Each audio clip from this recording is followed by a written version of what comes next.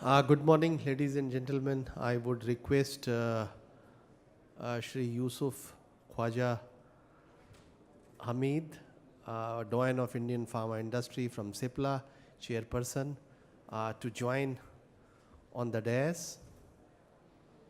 I would also request Dr. Appaji, Director General of the Pharmexil, to come and join. We have another eminent representative and member of the Pharmexil and pharma industrialist, Mr. Ashutosh, to please come on the dais. Friends, we are very happy to inform that Pharmaceutical Export Promotion Council, Pharmexil in short, is an agency set up by Government of India to promote pharmaceutical trade globally. As part of it, we have an understanding with UBM, CPHI agency organizers, and under the directive of Ministry of Commerce and Industry, Pharmexil and IVF are jointly organizing the programs to convey to the global pharma community what is happening in Indian pharma and what are the strengths, calibers, and how it is dedicated in meeting the health requirements for generic medicines in India and outside India. As part of it, we have assembled here. I would request Sri Pandeji to give introductory remark with after a complete picture of Indian pharma contribution challenges by the doyen of Indian pharma industry, the greatest person who has contributed in the last 4 decades to Indian pharma and to the globe in the form of making generic medicines, cost reductions, the greatest contribution to the country and to the globe, Dr. Hamid, who is available with us as chairman of CIPLA, the person who is known internationally, is kind enough to be with us today. He will be also speaking. Eminent panelists are here, and we will discuss in the panel discussion forum. I would request Pandeji, the Joint Secretary, Government of India, to kindly give his introductory remarks. Thank you very much, Dr. Appaji. I would be very brief in my remarks. First of all, let me confess that I am very happy to be in CPHI worldwide. As in India, you say that Kumbh, you must have heard. I know many centers of enterology in Germany, they are doing a lot of research on Kumbh Mela, which is supposed to be a very holy place for taking a dip which will give you salvation for eternity. So the pharma industry considers CPHI worldwide as the Kumbh Mela for the pharma industry, where participation is not only essential, it's necessary. And if you come here, perhaps you serve the global community better. Indian pharmaceutical industry in last 4 decades has seen a lot of challenges. The biggest challenge for the Indian pharma industry is to look after its own 1.2 billion population, and a population of which a very sizable segment, about 40%, is below poverty line.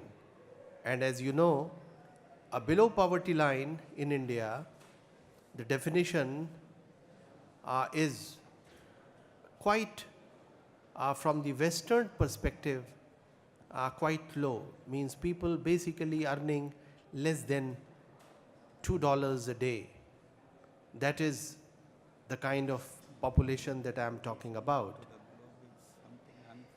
We have approximately, as you know, over 10,000 manufacturing units. We have over about 15,000 companies, pharma companies, and over 4,000 companies which are into exports business. And should I share this important fact that while on the domestic front, we are faced with a very unique challenge of serving the underprivileged. More than 50% of our total exports, they are serving the markets of US and EU. And I hope we have served these regions well and the people are healthy there. That gives me the confidence that if we can meet the challenge in these markets, then definitely on the domestic front, even though the challenge is very different, we will be able to meet that challenge too. Often a question is raised. I am purposely touching upon this subject. Often this question is raised that can a relatively cheaper drug in quality terms be as efficacious as the other comparable or equivalent drug? India has given a very befitting answer to this in last about 2 decades. Not only the prices in India have dramatically come down, but the global prices also in many markets across the globe, they have seen a downward trend, which brings us back to the point that there is enough room still left where by healthy competition and by preventing or by being within the legal limits of the patent laws, we can still bring down the prices of the drugs that are in the market.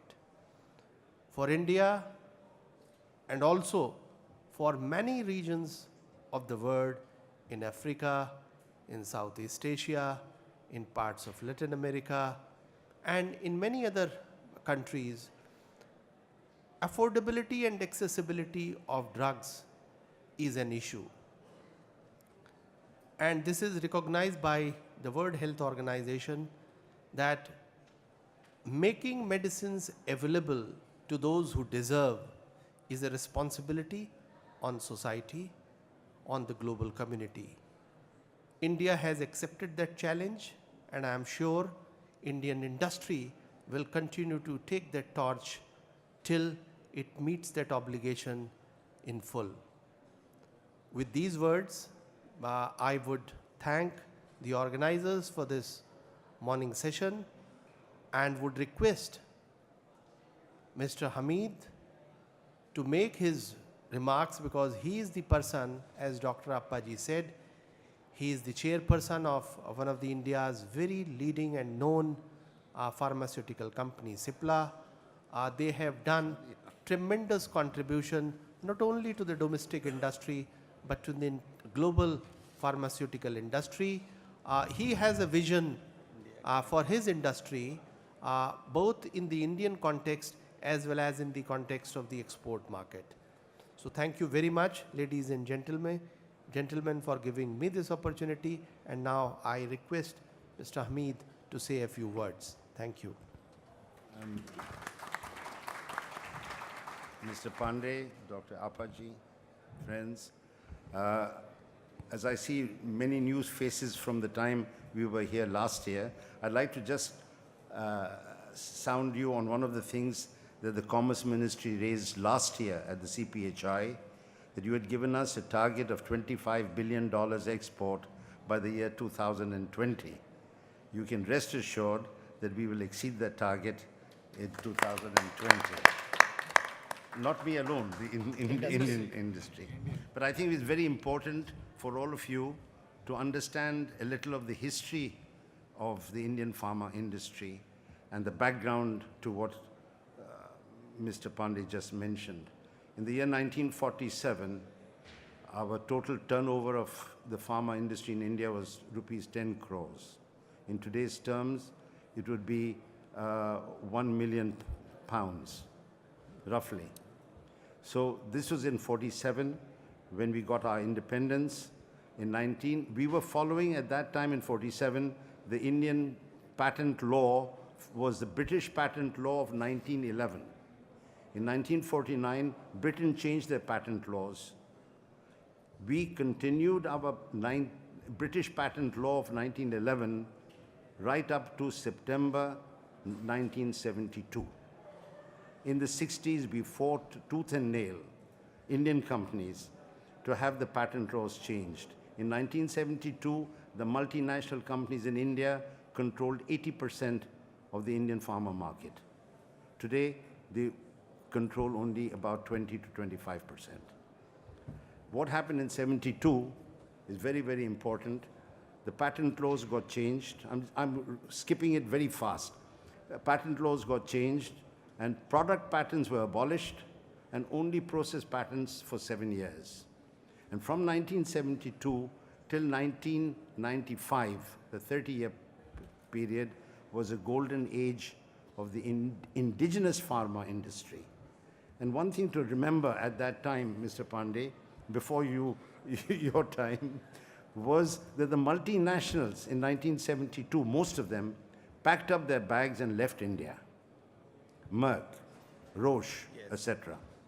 They had no consideration for the health needs of us Indians. And I think the challenge that the government put to us by changing the patent laws, and I think we Indian companies really rose to the challenge and did well. Then comes the period 1986 to 1989, very important period, when the world followed GATT, General Thing for Trade and Tariff, Agreement on Trade and Tariffs. And suddenly it was mooted. Suddenly it was mooted that intellectual property be part of trade. And we vehemently opposed it. At that time, the Minister of Commerce in India was Dinesh Singh. I don't know, you remember Dinesh Singh? I remember very well. Dinesh Singh. He was totally opposed to this. He was a Communist Party member, card holder. And we went to him, I went to him personally. We will oppose the introduction of TRIPS. Oh, no, not TRIPS. TRIPS came later. We will oppose GATT. Introduction of intellectual property into GATT. The Indian delegation goes to Geneva in 1989, and lo and behold, what happened? India gave in. Why they gave in is another story, not for this audience, but that's a separate issue. Then came the Dunkel draft, with TRIPS coming into the form.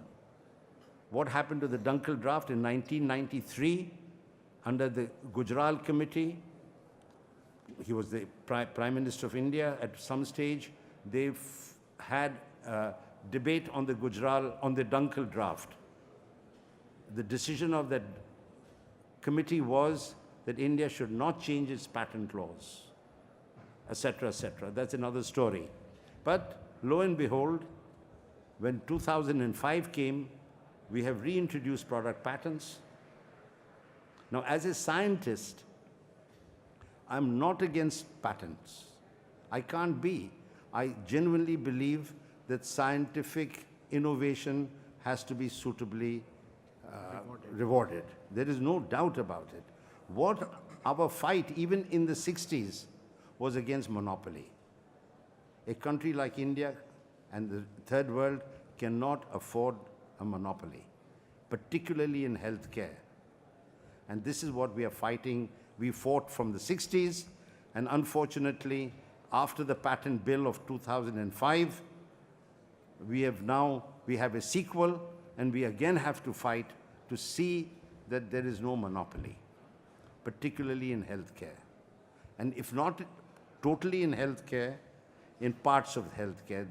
Now, one of these things that was there in November 2001 was the Doha Declaration. I don't know how many of you have seen point 5 of the Doha Declaration, which says that every country can decide for themselves what is a national crisis. And particularly in TB, malaria, HIV/AIDS, and other epidemics. 149 countries voted in favor of the Doha Declaration. 2 years later, the Doha Declaration comes up for ratification. What happens? The Americans objected to the words other epidemics. We don't want the words other epidemics in the Doha Declaration. There was a debate, and they put the Doha Declaration to the vote. The vote was 148 against 1. But who won the one vote? Veto. The US. Veto. Till today, the Doha Declaration has not been ratified as it was original. And I think now that we are sitting here with the Indian government on my left side, I think you should be on my right side. We both are on the... We are on the right side. So I think it is, in all fairness, you have to have a Doha Declaration ratified and concluded as it was originally intended. And now this is something, what is a national crisis? In healthcare, I was telling Mr. Pandey yesterday that the disease pattern in a country like India is frightening. 110 million mental health, 80 million cardiac, 60 million asthmatics, 60 million diabetics, 50 million hepatitis cases in India. 1 in 3 Indians has got latent TB. So healthcare in India, and I've been saying this again and again and again, that healthcare in India is a permanent crisis. And therefore we need a pragmatic, permanent policy for healthcare. Under the present patent scheme in India and under TRIPS, the only way possible is to have a pragmatic, compulsory licensing system. And today, I think, with like-minded Indians and like-minded third world countries sitting here, we have to fight and fight to have, within TRIPS, within the flexibilities allowed under TRIPS, and particularly with the Doha Declaration, the way it was formulated, we must have a pragmatic, compulsory licensing system. I don't like the word compulsory, so I've said obligatory licensing system. And I feel that the few words I'm saying this morning, if all of us can push this forward as much as possible, it will be for the good of the third world. And one thing I would like to add is that the Indian Commerce Ministry has been totally on the side of the indigenous Indian pharma industry. And I would like to congratulate you for your stand, particularly in Europe and in America. I heard yesterday very vaguely that the EU is imposing a 3.5% import duty on Indian chemicals and pharmaceuticals into Europe from this year. Pardon? It has come to our notice. It has come to your notice. Yes, we are noted that. I think, in all fairness, I'm a great one for quid pro quo. And I would suggest that India also puts some import duties on importation, particularly of items that are sold in India under monopoly. Just to give you 1 or 2 instances of monopoly. The top-selling AIDS drug in the world today in America by Gilead is a drug called Atripla. It sells in America for $24,000 per patient per year. And our company, Cipla, gives it to South Africa under the name Odimune at $96 per patient per year.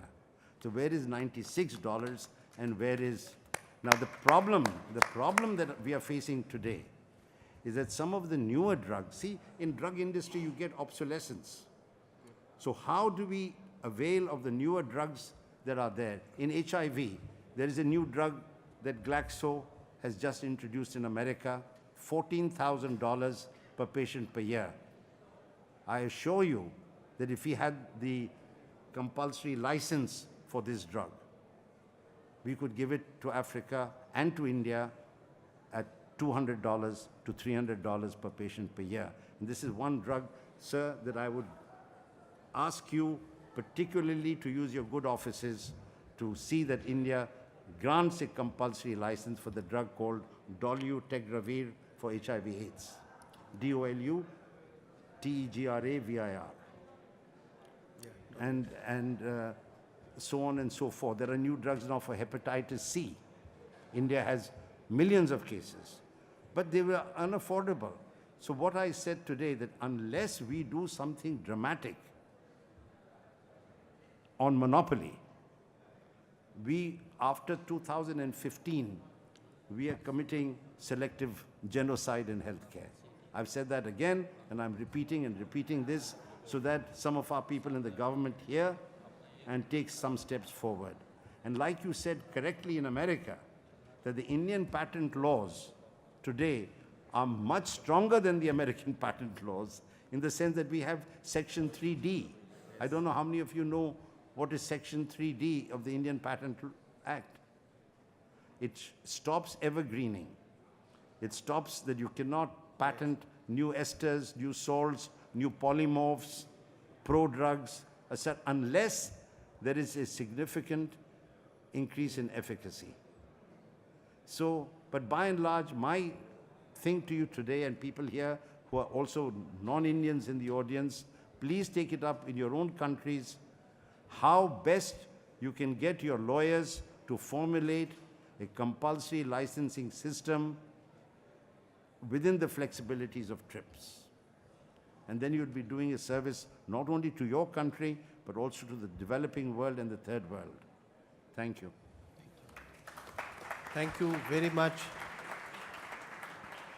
Mr. Hamid. He has made a very valid point, and just for the sake of clarity, what he has said that within the existing legal framework, there is enough flexibility that exists and gives each country opportunity to meet its own challenges and requirements within the given legal framework. So, India and Indian pharma industry respects the patent laws very much, but within those patent laws, there is enough legal flexibility that has been granted, and using that legal framework, we can strike a very delicate balance between the private good and the public good. Thank you very, very much, Mr. Hamid. Now I would request another industry member and member of Pharmexcil, Mr. Ashutosh, to say a few words.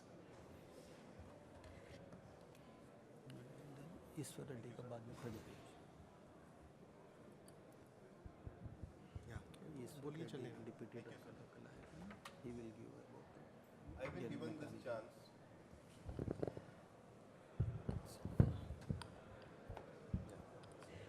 Thank you, sir. I've been given this chance to speak on Indian pharma companies striving to serve global healthcare needs. And I believe Dr. Hamid's speech is a complete preview that how Indian pharma industry has thrived.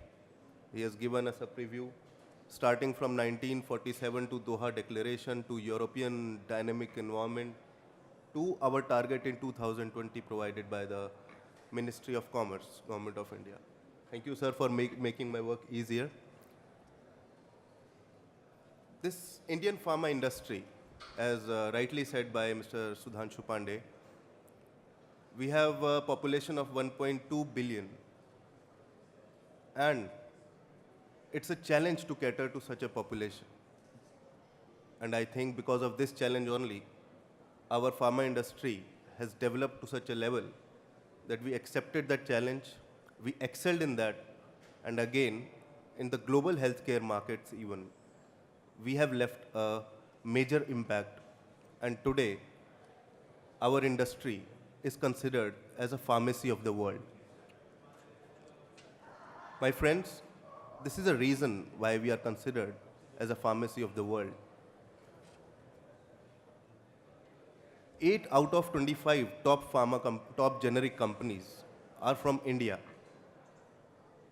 70% of the population of developing countries get medicines from Indian pharmaceutical companies. These are some facts which I want to present in front of you.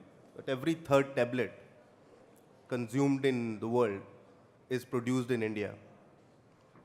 Today, all the major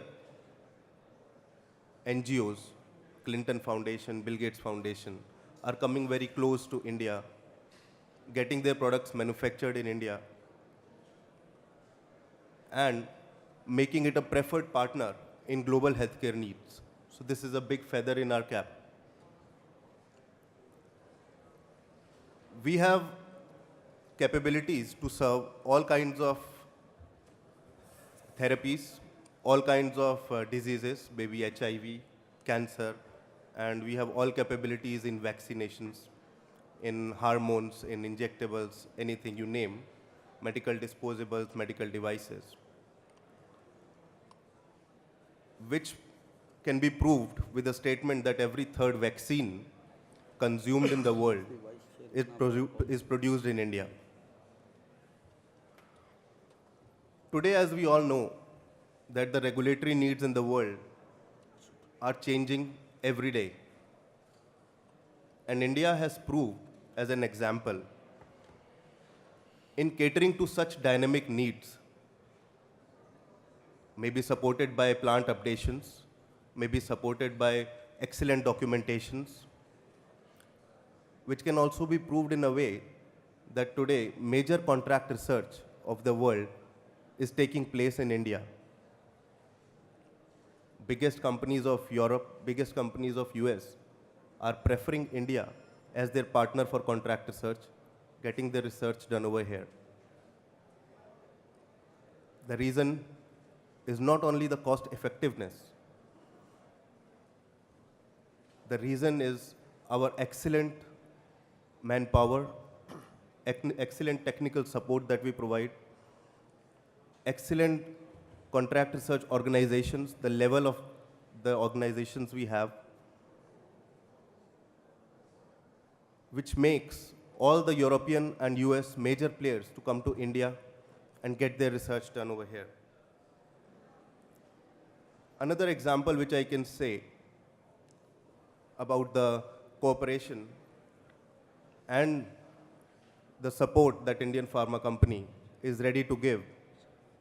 As we all know, there was a European directive for APIs, whereas all other API suppliers from the world were objecting it, but with the active support of our Ministry of Commerce and our FDA, we took it as a challenge and an opportunity, came up to the level and provided all the documentation support that they required.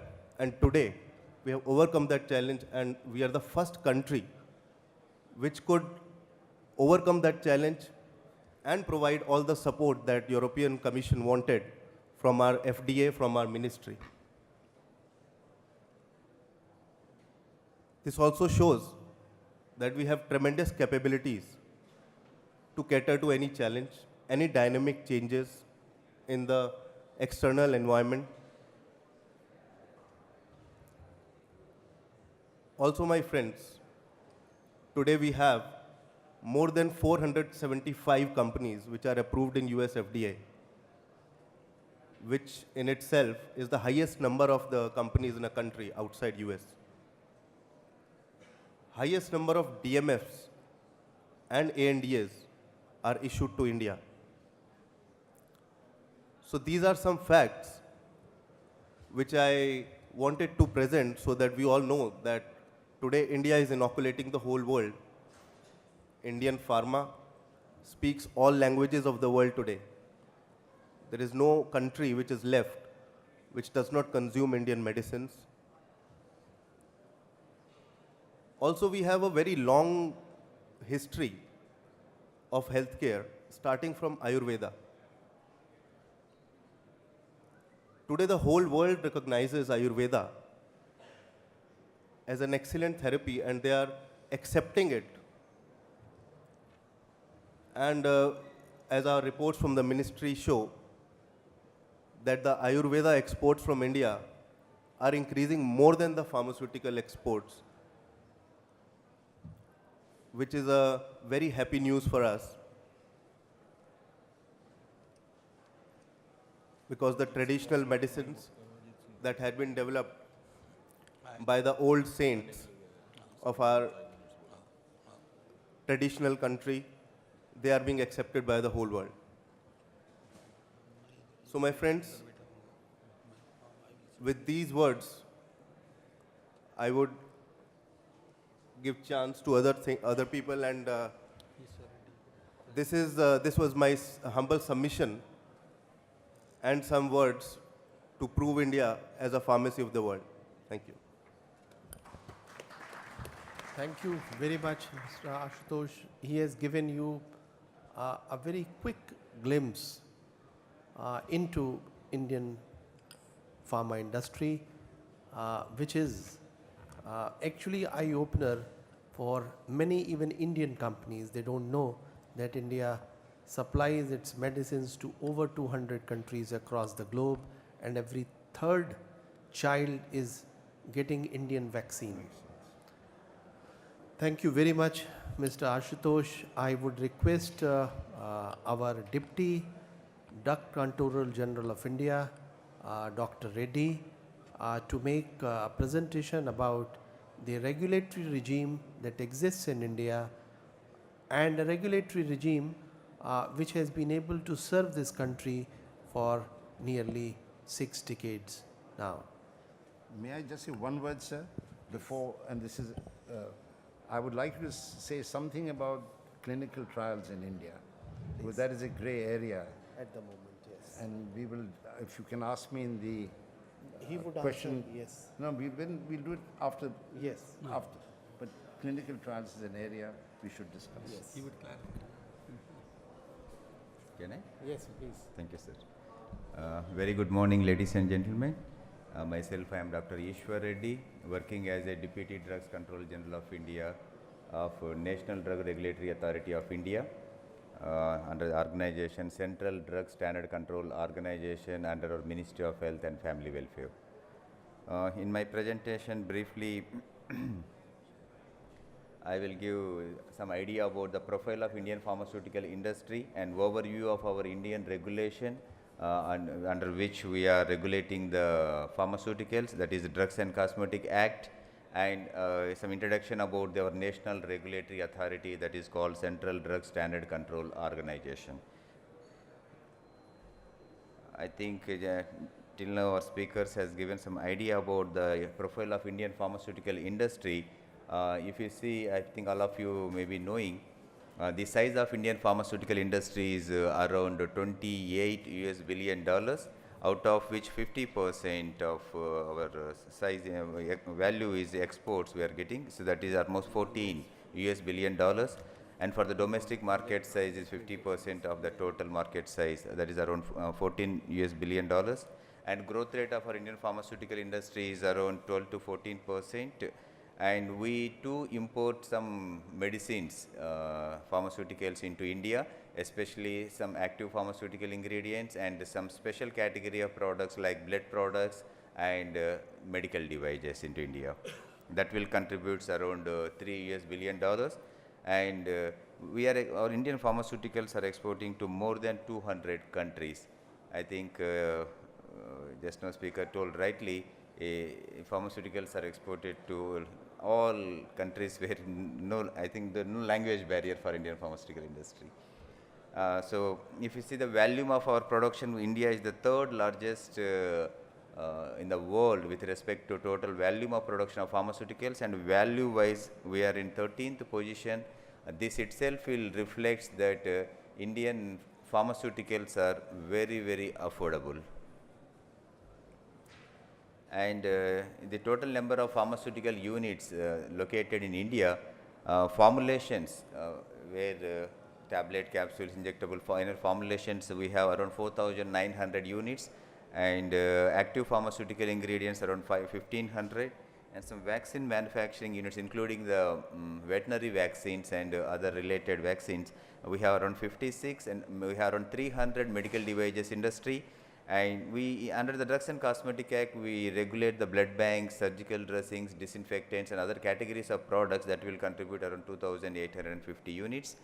And other industries under the Drugs and Cosmetic Act, we also regulate cosmetics, which is around 2,300, and Ayurvedic Unani around 4,800, homeopathy is around 1,000, and total pharmacies in India, that includes both wholesale and retail sale units, is around 700,000.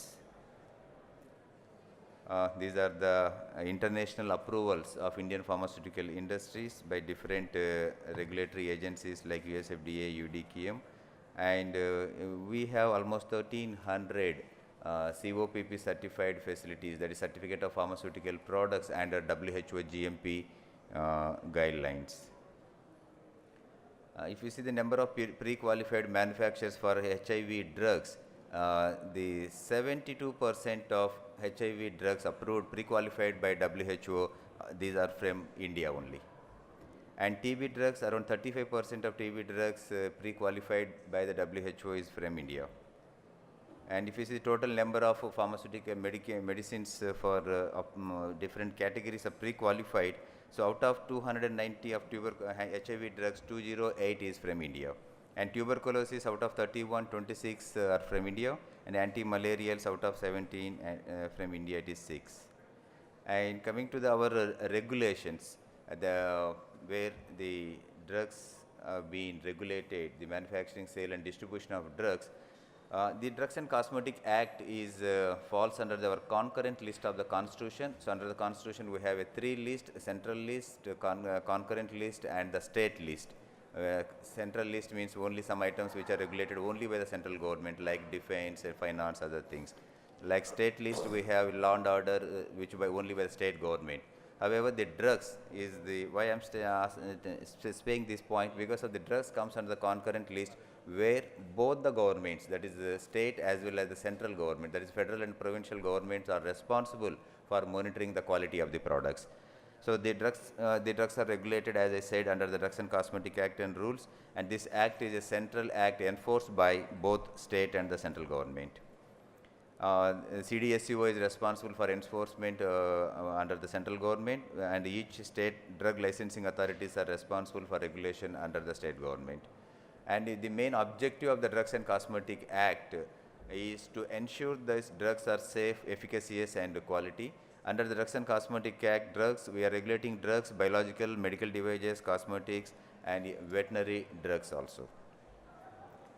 The basic principle behind in the enforcement of our Drugs and Cosmetic Act, we are enforcing through the system of licensing for the drugs that have been manufactured, sold, distributed or imported or exported. This is through the system of licensing.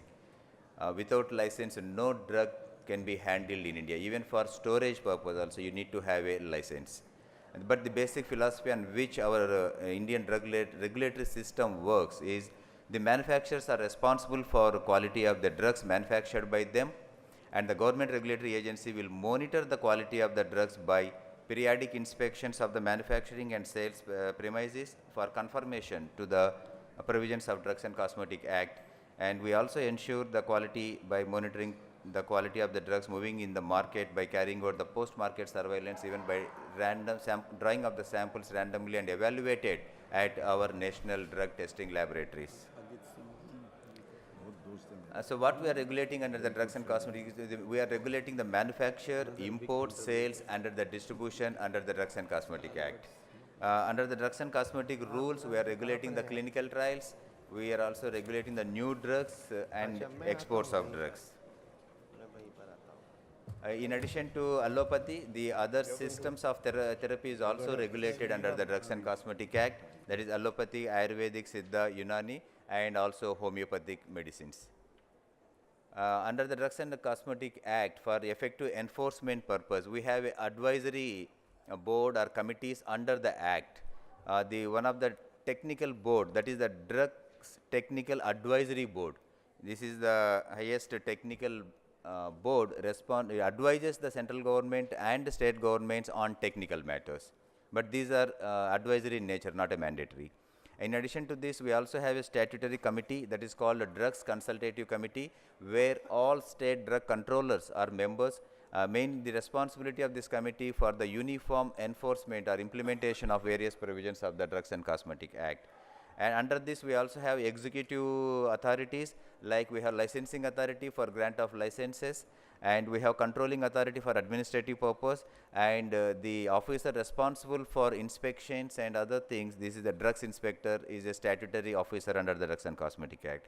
In addition to this, we also have analytical laboratories, central drug laboratories, central drugs control laboratories in state, where the government analysts plays important role in evaluating the quality of medicines. Under the Drugs and Cosmetics Act, we have a clear-cut responsibilities specified for central government as well as for central state government. The major responsibilities of the central government include for approval of new drugs and medical devices, and the central government is also responsible for import of drugs or medical devices into India, and clinical trials are regulated by the central government. The standards for drugs through pharmacopoeias, the standards of drugs laid down by the central government, and any amendments to the Drugs and Cosmetic Act and rules is the responsibility of the central government. However, the state governments under the state individual state drug licensing authority, they are responsible for grant of license to manufacture, sale or distribution of drugs. So under the Act, we have different chapters. Just briefly, our Chapter 1 gives the definition. Chapter 2, statutory committees like DTAB, DCC. Chapter 3 talks about the import of drugs, and Chapter 4 of our Act talks about manufacture, sale, and distribution. And 4A, Ayurveda, Siddha medicines, and 5 is some miscellaneous powers given under the Act. And these are the standards for drugs and cosmetics that are regulated under the Drugs and Cosmetic Act. The standards have been prescribed under the various schedules of our drugs and cosmetic rules. The first schedule talks about the standards for Ayurveda. The second schedule talks about standards for drugs. Schedule S talks about the standards for cosmetics, and condom standards have been prescribed in Schedule R. Vaccines standards are specified in Schedule F. Ophthalmic preparation Schedule FF, and patent and preparatory medicine Schedule V, and disinfectant standards are prescribed in Schedule O. However, the major important schedules where the standards have been prescribed, for example, Schedule M specifies the requirements for manufacture, especially the good manufacturing practices, and Schedule Y specifies the requirements for new drugs and clinical trials, and Schedule P specifies the requirements for shelf life, storage conditions, and H gives the list of drugs should be dispensed under the prescription. This is the way Indian pharmaceutical market structure. The raw materials are converted into intermediates are converted into active pharmaceutical ingredients by the API manufacturers. Then we have formulation manufacturers. Then products moves to the C&F agents and distributors, wholesalers, retailers, and hospitals, and finally to the patient. For marketing authorization of any pharmaceuticals in India, these are the important documents that are required for grant of marketing authorization in India. That includes preclinical data of the particular compound, the clinical data, pharmaceutical data, BA/BE data of the product. Before approving, we do testing of samples. It is a mandatory to evaluate the quality of the new products. And we also audit the facilities of manufacturing facilities to verify the GMP compliance. And we also monitor the quality of the products through pharmacovigilance system, and we do continuous surveillance after the marketing authorization by drawing the samples from the market, and these are evaluated at the laboratories. And this is one of the, I think many of people have a concerns how the drugs are exported from India, what quality, what standards they have, and some they have made a concerns we have a dual standards and other things. We don't have dual standards in India. We have a common standards, either the drug is for sold in India or the drug is exported outside India. So even the drugs that are exported outside India, the drugs should be manufactured under the valid manufacturing license. The manufacturing facilities have been audited by the Indian Drug Regulatory Authority for compliance to the GMP, good manufacturing practices, and other provisions specified under the Drugs and Cosmetic Act and rules. So the facility shall comply with the GMP requirements. Even the drugs, it is meant for the export purpose. And as per the provisions of Drugs and Cosmetic Act, before release of the batch for export purpose, that batch has to be, every batch has to be tested by the manufacturer. That all the testing records has to be maintained. Okay, so that's why quality control is the most priority important part of our GMP requirements. Each batch, including the raw materials used in the production of that particular batch, all the raw materials also need to be tested as per the pharmacopoeial standards claimed by them, like USP, BP, or European Pharmacopoeia.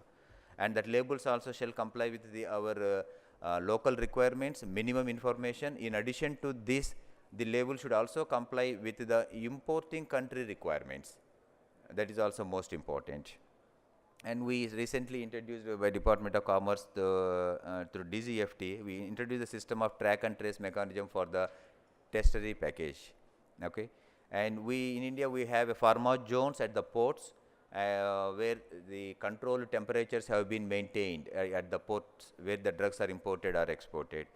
And we also in the process of going to have India country offices in other countries to understand the mechanism of regulation in that country, or to promote the manufacturers to understand the Indian regulation by that country, or their regulations by Indian manufacturers through our India country offices.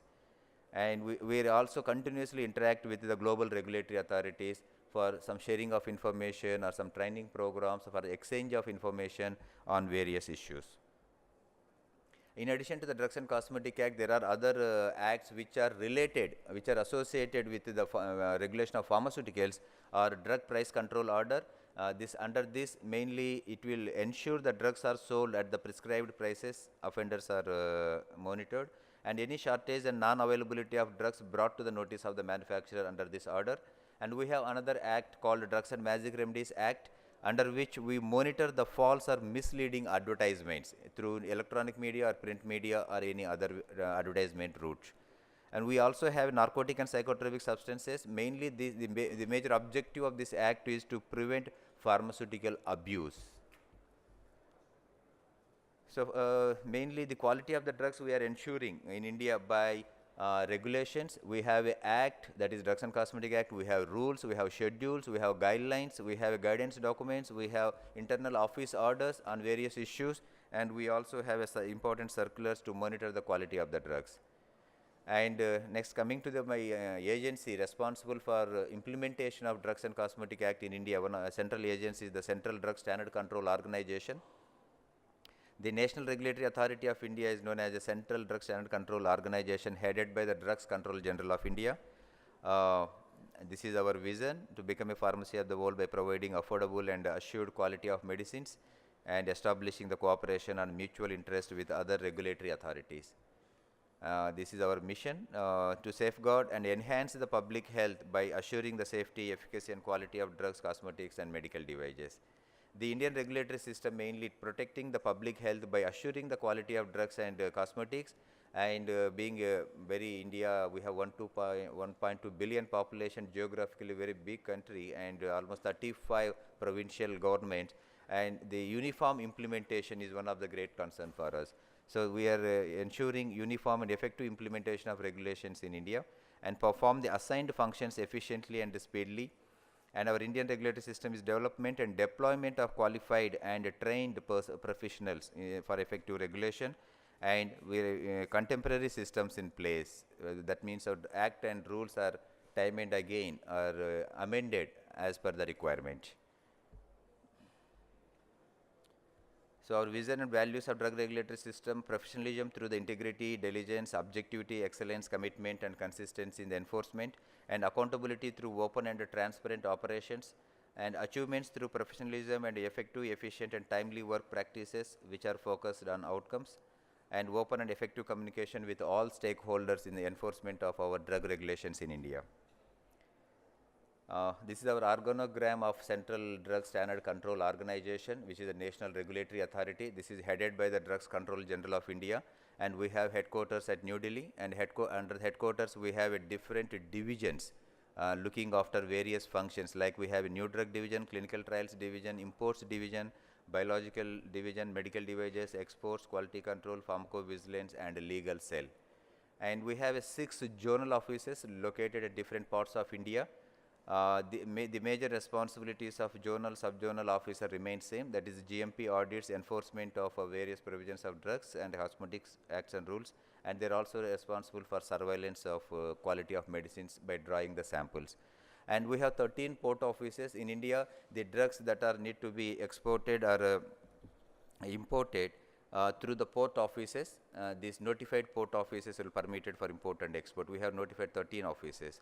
And we have 6 laboratories where the drugs have been tested for effective. These are the locations of our offices in India. This is our office at New Delhi headquarters. This is our Mumbai office.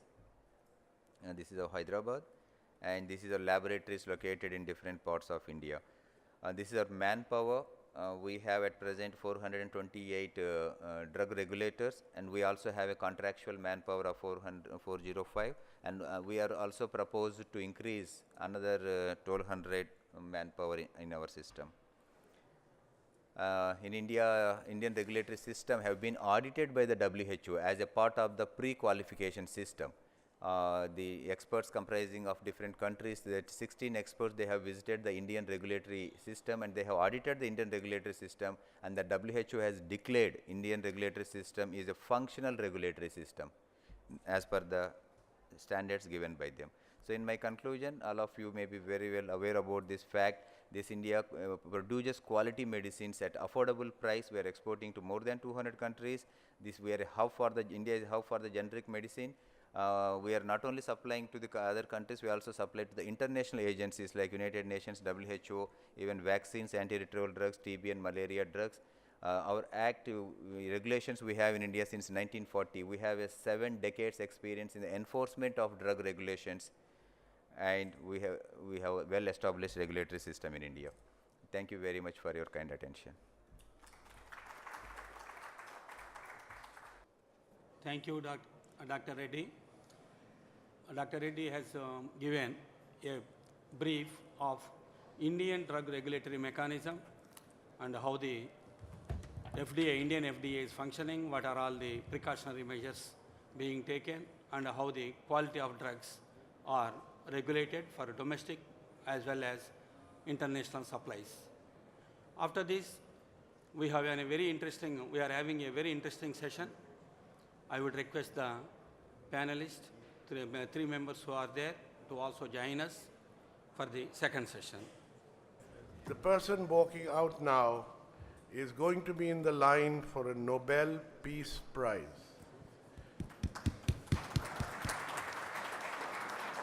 Dr. Yusuf Hamid, chairman of Cipla Laboratories, the company that has saved 10 million lives of AIDS patients by making good quality Indian medicine, really cheap prices, available to the millions in Africa and other countries.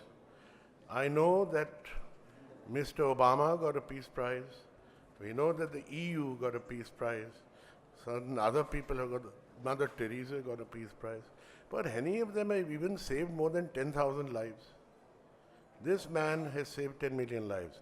And I will be sending around a circular to all of you here. We want to collect 1,000 signatures, send it to the government of India, and make sure that his example is followed by many of us. Thank you. A great contribution. And what Dr. Ajit Singh ji has said, that the whole globe, not India, it's the responsibility of all developing countries, all the globe. We have been benefited with a great contribution into the healthcare sector of the globe. And we will be really looking for a day where he would get his Nobel Prize, Dr. Hamid ji. Thank you, sir. Now, we have with us another important contributors to Indian pharma. One is Dr. B.L. Meena, Director General of one province in India, that is Andhra Pradesh. He heads the Drug Regulatory Department of Andhra Pradesh. I would invite Dr. B.L. Meena to join us on the panel. Another luminary who has been contributing to the global pharma and Indian pharmaceuticals is Dr. M.S.N. Reddy, Chairman of M.S.N. Labs, with his great technology development of important blockbuster drugs and new processes, contributing a lot to the global community. I would request M.S.N. Reddy Garu to join us. We also have with us Mr. Vasudeva, COO of Aurobindo Pharma, which is popularly known whole globe about the company's contribution. The panel discussion would be on Indian pharmaceutical companies striving hard to service the global needs.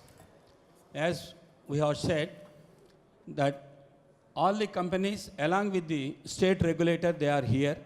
How are they really contributing to the domestic needs and to the global needs?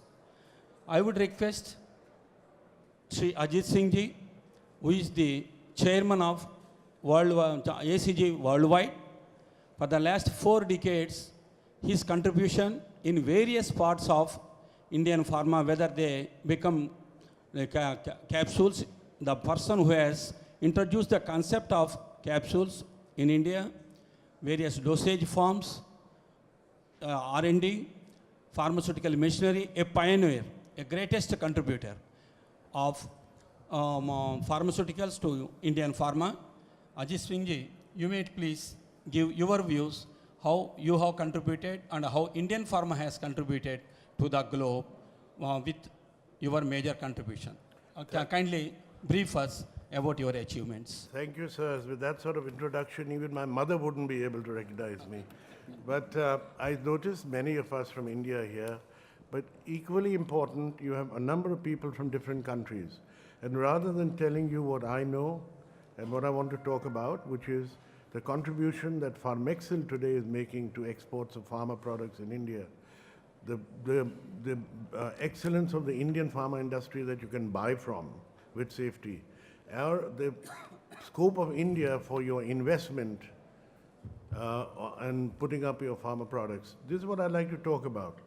But if we have time, I'd be really happy to invite a question, particularly from our overseas members to India, on what you would like to hear from this panel, and we'll structure it accordingly in the approximately 45 minutes we have left. Could we get a question, please? Okay, while you're thinking, let me tell you something very interesting about the Indian pharma industry. We heard from the drug control authorities about the excellent spread of drug inspectors who keep quality control standards in the pharma industry. But you know, with over 2,000 manufacturing units, can one really keep control anywhere in the world? I've been to factories in America, which I tell you wouldn't get a license in India. So eventually what it comes down to is that the quality of a drug product is really determined by the character and by the ethics of the top management of the company.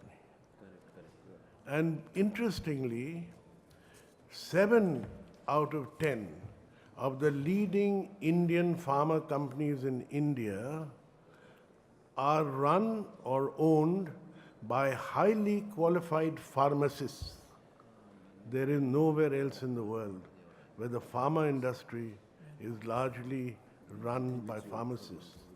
And that is what creates the quality in our Indian pharma products. I'd like to talk more. I'll be very happy if there's a question asked, as I suggested. I would like to answer the question. Good afternoon to all of you. I am Dr. B.L. Meena, Director General, Drug Control Administration, Government of AP, Hyderabad. Friends, AP occupies a significant position in the world pharma map. It's exporting to very regulated markets, highly regulated markets. 40% of total vaccines exported are from AP, from the India. The total export, out of total exports from India, 40% are from the AP pharma industry, that is to the tune of 30,000 crores. AP occupies the first position in the bulk drug production in the India and third position in formulations. We have almost 26 US FDA approved units and about 184 WHO GMP units. Friends, the size of the work for the AP regulatory mechanism is gigantic. We have almost 51,000 wholesale and retail pharmacies. We have 1,500 manufacturing units, 250 blood banks, and many blood storage centers. Till 2 years back, AP was having only 30 drugs inspectors. But thanks to our state government, we are sanctioned almost 100 more drug inspectors. As on today, we have around 156 drug inspectors.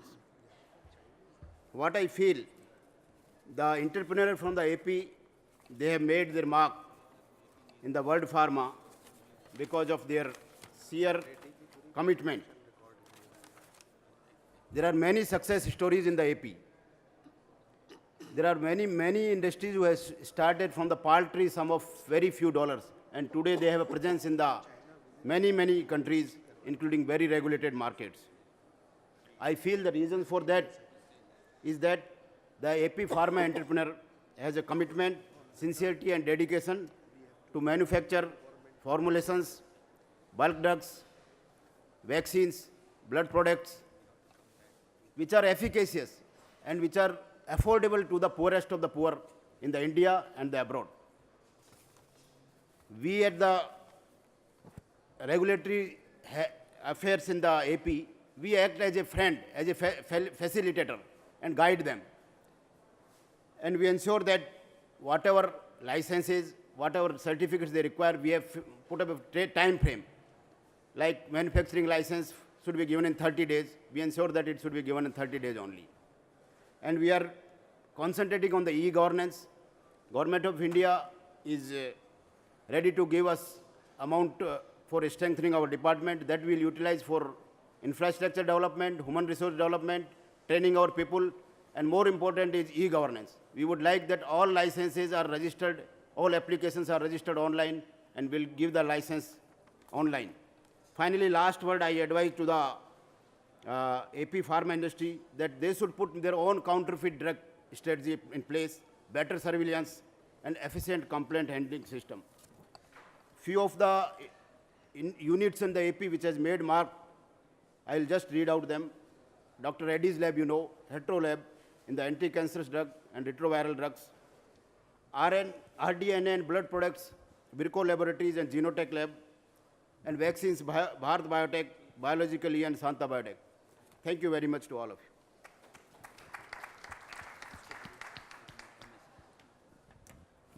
Dr. MSN Reddy, Chairman of MSN Labs, a great contributor to API sector for formulation producers.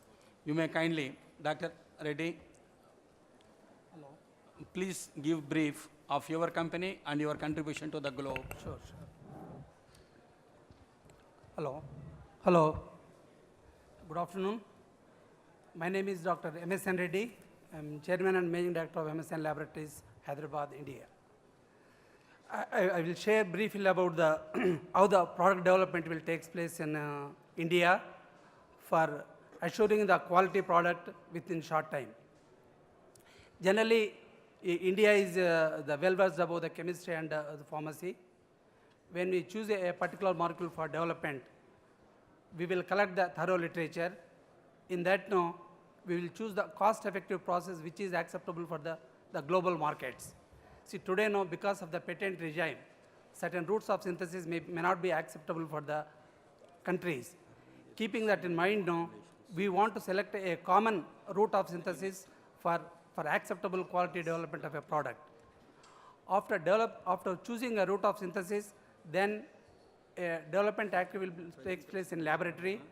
From that day onwards, for make sure of quality product development, we will have a developmental QA department in R&D centers.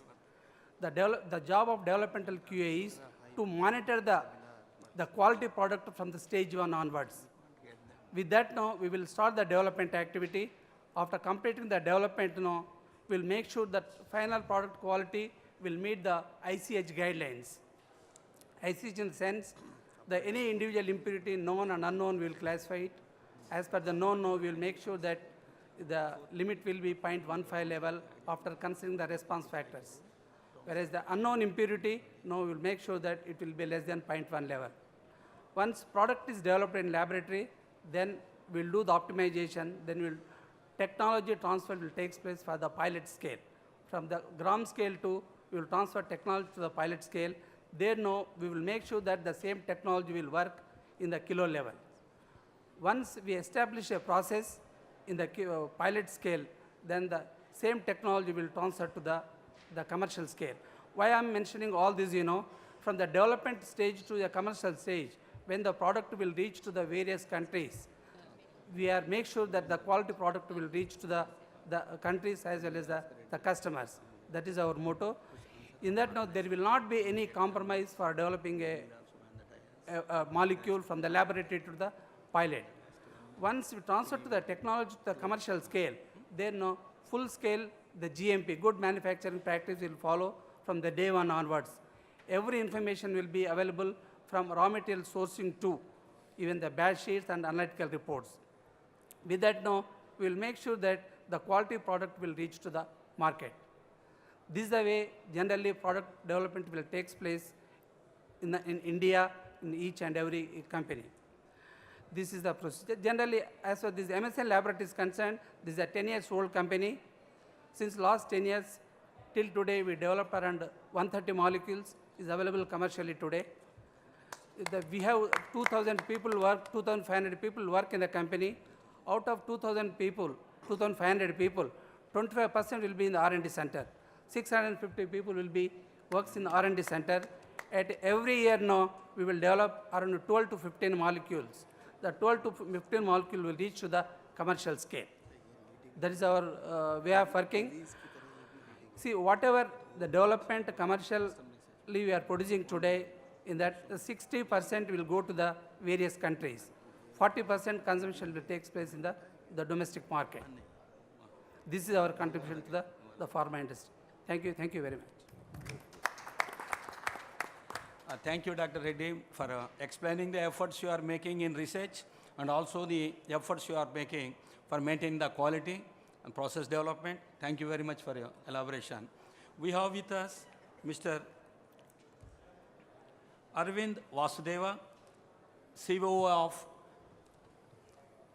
Aurobindo Pharma, another big global giant which has contributed and which is contributing in several APIs and also formulations and also as a partner in producing formulations for global MNCs. A lot of contribution to India, a lot of contribution to the globe. And we have with him, we are having Mr. Vasudeva, and you can kindly say us how Aurobindo is giving quality supplies and what is our contribution to the country and to the globe from Aurobindo Pharma. Yeah, good afternoon.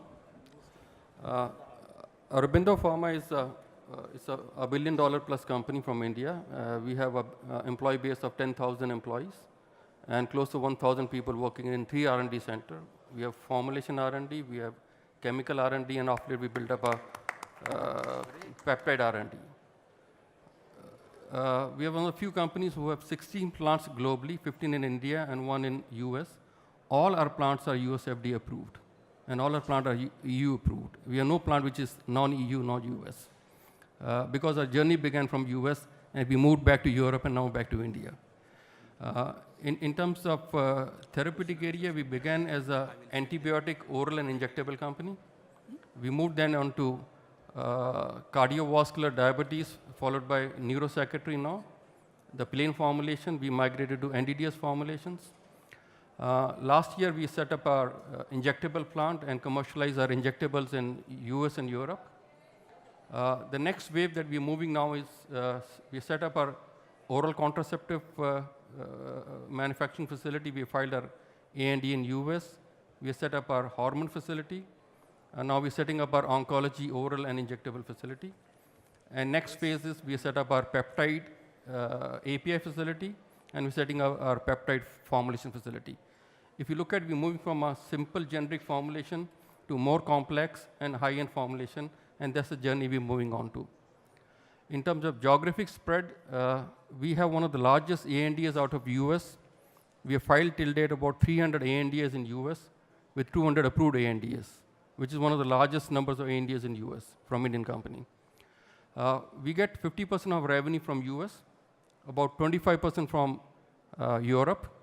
The balance 10% come from emerging market, and about 15% from ARVs. We are one of the top 5 ARV producers in the world. We have a 15% global market share on ARV products and growing and doing well. I think beginning by Cipla, we are contributing in our own way to make sure that an average patient globally gets medicine on ARV at a cheaper prices. The sad part is, despite of whatever 5 Indian companies have contributed to ARV drugs, only 60% ARV patient get this medicine and are able to benefit. We wish more can get it from there. So that's broadly profile of Aurobindo Pharma. Thank you. Miss. Question answers.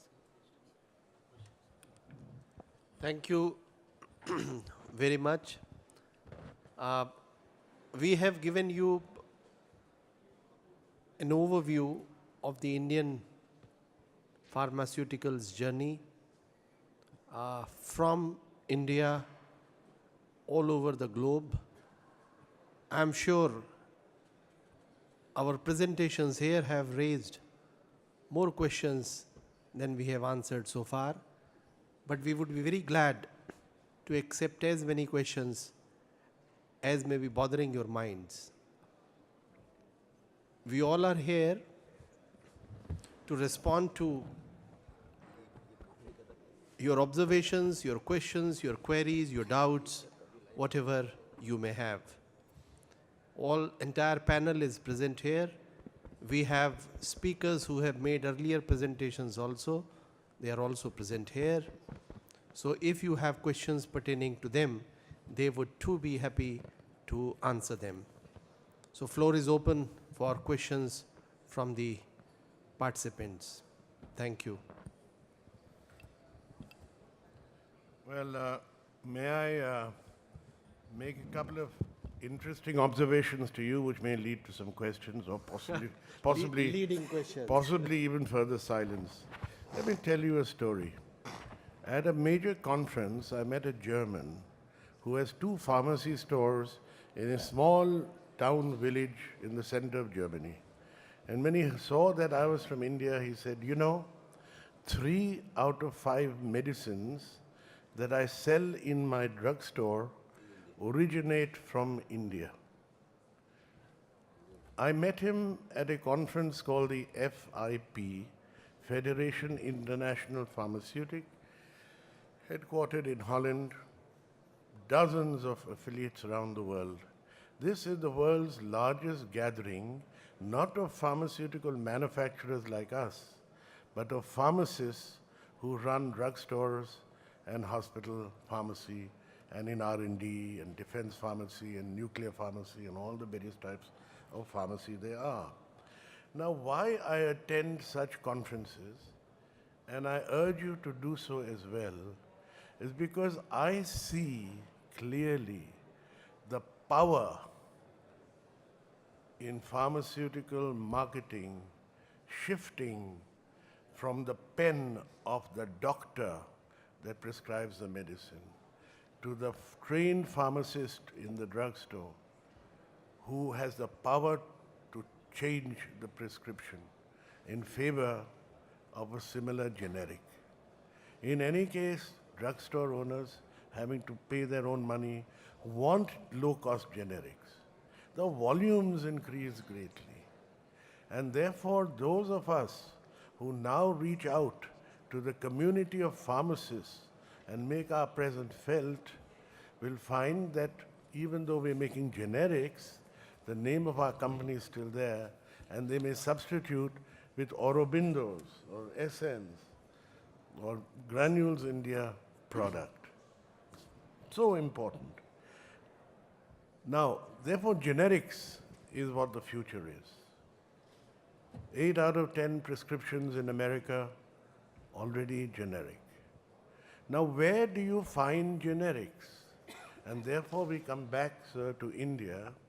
India is the powerhouse and originator of not only generics, but today also super generics. And it is in India that you will find the manpower with the technology and the know-how and the aptitude and the skills to supply you an unlimited variety of generic products, or if you're going to invest in India, to help you manufacture those products for ultimate re-export and use around the world. Now, there's one interesting thing about the generics made in India. Partly due to the pressure, the healthy and good pressure of the government of India on the prices of pharma products. And the gentleman who used to do it here is now promoting the pharma industry. God bless you, sir. That pressure from the top, but the brilliance and resilience of Indian scientists and company owners at the bottom, counteracting forces. The manufacturers did not get crushed. They developed muscles holding up the force. And today, India is the source of products that are of world standard quality, that are made in huge quantities, that are available at a low cost, and yet the supplier company makes a profit. Now, when you put these four things together, I put to you, ladies and gentlemen, that that is a source of very high technology. And India not only supplies generics, India supplies excellent pharmaceutical and packaging machinery. India is #1 in the world in 5 different types of pharmaceutical machinery. With some humility, I'd like to tell you that my own company started as one of the world's smallest companies and today has become the world's largest privately owned empty capsule manufacturing company. And I thank India, I thank the government, and of course today I thank the world because we operate in 102 countries. And GSK at a seminar once made mention. He said, look, we are competing around the world with Aurobindo and with Cipla and with others, and we are getting beaten. We can't sell at their prices.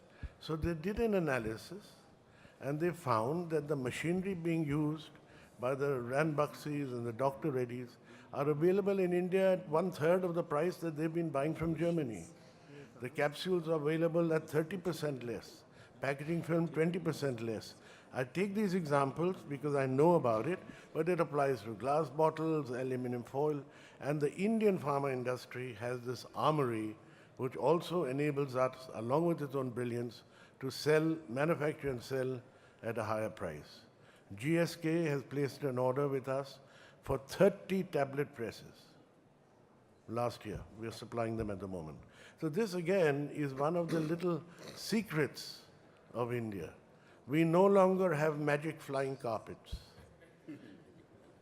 Tigers and lions can be shot, but only with a camera. The Taj Mahal still exists, but there's so much more to India today to excite any industrialist, businessman, importer or exporter. Thank you.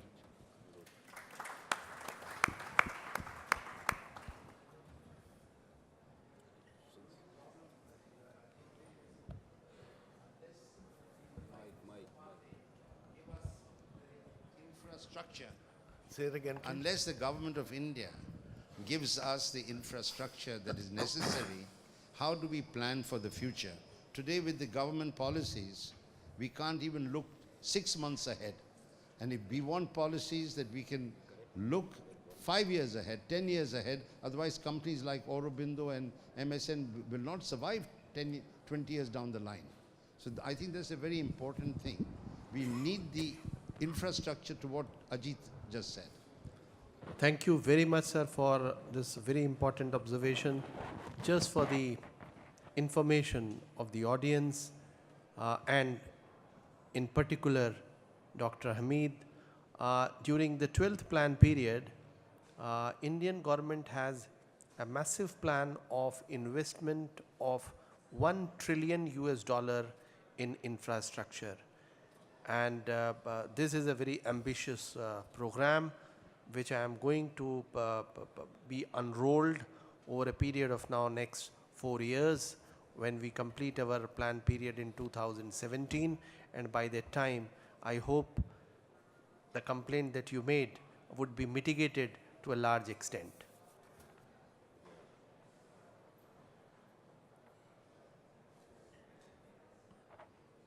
Any other question from any other person? nobody's asking. I heard a lot on research and development from the last two speakers. Now, there are two types of research and development. One is concept and one is Me Too. What we Indians are very good at is research in incremental innovation. And I think more and more companies like them and us, we are concentrating on incremental innovation and not fundamental research. Now, fundamental research is a long, drawn-out, costly thing. The American government last year spent $31 billion on concept, that is NIH, Stanford, Yale, Emory. We in India, I'd like to know from you, sir, how much does the Indian government spend on the CSIR laboratories that are connected with pharma? How much is the Indian government spending on concept research in pharma? I think nothing. And I think this is one of the big lacunas that we are facing, that we Indian companies are incapable at the moment of doing fundamental conceptual research in pharma. I think I couldn't have agreed more with your second observation too. This is true that in India, the investment in R&D is far, far below the international standards. It is also true that our investment in institutional and fundamental research is not up to a desired level.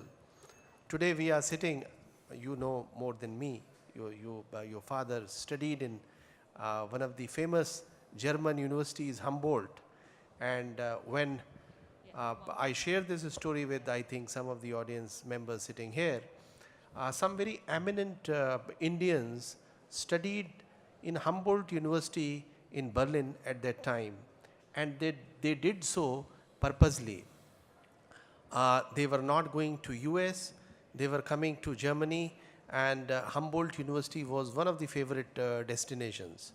Dr. Zakir Hussain, Dr. Hamid, Dr. Salim Ali, Dr. Ram Manohar Lohia, they were all contemporary students there. And Germany, as some of the Germans who may be present here, they know, is called land of innovation. And Germany invests so much in fundamental research. They are very strong in fundamental research. And they invest through their universities network. And they encourage, in fact, if somebody doesn't become a head of the department by the age of 50, then he is not considered fit to head that particular department any longer, even though he may serve for the age of 70 years. The point I am trying to make is that fundamental research investment is a basic requirement for which India has to make amends. This point has been raised, and this point is very much under consideration. During the 12th plan period, incremental increase has taken place. The UGC, the University Grants Commission, has also encouraged the private-public partnership in research, the contract research with the universities and other institutions, which is going to take place. But this is an area where we need improvement. So I was telling you a very short story. When these Indian students were studying in Humboldt University in Berlin, then a very famous gentleman from India, Dr. Ravindranath Tagore, happened to visit Humboldt University. And in 1926, his lecture was scheduled in Humboldt University.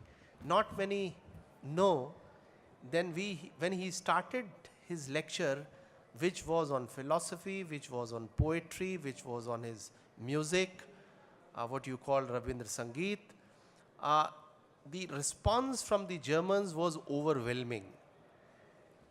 And at the end of the day, the crowd swelled so much that the German police had to resort to a lathi charge to disperse the crowd. That was 1926. And then the German government, the then German government, apologized for that lathi charge and requested Tagore to continue delivering his lecture the next day also. So he changed his entire program and agreed to deliver the talk on the next day also. The limited point that I am trying to make is that, as Dr. Ajit Singh said, India is home to so much, not only pharmaceuticals.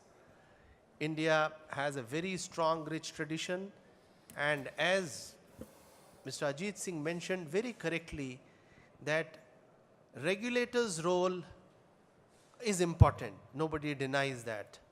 But there's nothing more important than self-regulation, and that self-regulation comes from your character and from the ethics, from the value system that is ingrained in you. And that is what is the Indian pharmaceutical industry, where it has traveled a long distance based on this solid foundation of the value system that it cherishes. So thank you very much. I think there are no more questions.